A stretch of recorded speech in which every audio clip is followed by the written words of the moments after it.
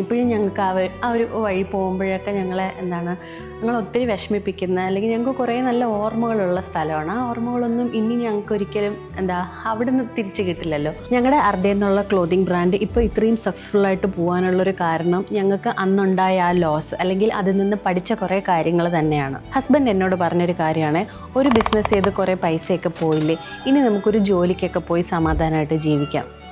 പക്ഷേ എനിക്കത് അത്ര കൺവിൻസിങ് ആയിട്ട് തോന്നിയില്ല.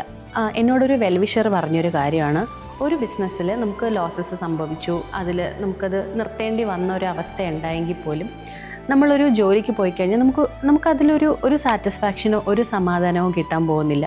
വീണ്ടും നമ്മൾ വേറൊരു ബിസിനസ്, അല്ലെങ്കിൽ ആ സെയിം ബിസിനസ് തന്നെ അതിനെ മുന്നോട്ട് കൊണ്ടുപോവുക, അല്ലെങ്കിൽ അതിൽ സക്സസ്ഫുൾ ആവുക. അങ്ങനെ സക്സസ് ആയാൽ മാത്രമേ നമുക്ക് തന്നെ ഒരു സന്തോഷത്തോടെ ജീവിക്കാൻ പറ്റുള്ളൂ എന്നുള്ളത്. അപ്പോൾ ഞാൻ ആലോചിച്ചപ്പോഴും എനിക്ക് തോന്നി, ഇനിയിപ്പോൾ നമ്മളൊരു ജോലിക്കൊക്കെ പോയി കഴിഞ്ഞാൽ എന്നും നമ്മളെ മനസ്സിന്, അല്ലെങ്കിൽ ഹസ്ബൻഡിൻ്റെ മനസ്സിനെ പോലും ഹോണ്ട് ചെയ്യുന്നൊരു കാര്യമായിരിക്കും ഞാനൊരു ബിസിനസ് ചെയ്തു, കുറേ കാശ് നഷ്ടപ്പെട്ടു എന്നുള്ള കാര്യം. പക്ഷേ അതേസമയം നമ്മൾ വേറൊരു ബിസിനസ് സ്റ്റാർട്ട് ചെയ്ത് അത് സക്സസ്ഫുള്ളായിട്ട് റൺ ചെയ്യുമ്പോൾ ഉള്ളൊരു സമാധാനം ഉണ്ടല്ലോ, ആ ഒരു സമാധാനമാണ് ഇപ്പോൾ ഞങ്ങൾ അനുഭവിക്കുന്നത്.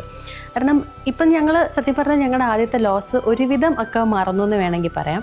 പക്ഷേ കംപ്ലീറ്റ് ആയിട്ട് നമുക്കത് മറക്കാൻ പറ്റില്ല. പക്ഷേ ഞങ്ങൾക്ക് ഞങ്ങളുടെ വീട് തന്നെ നഷ്ടപ്പെട്ടൊരു അവസ്ഥയാണ്.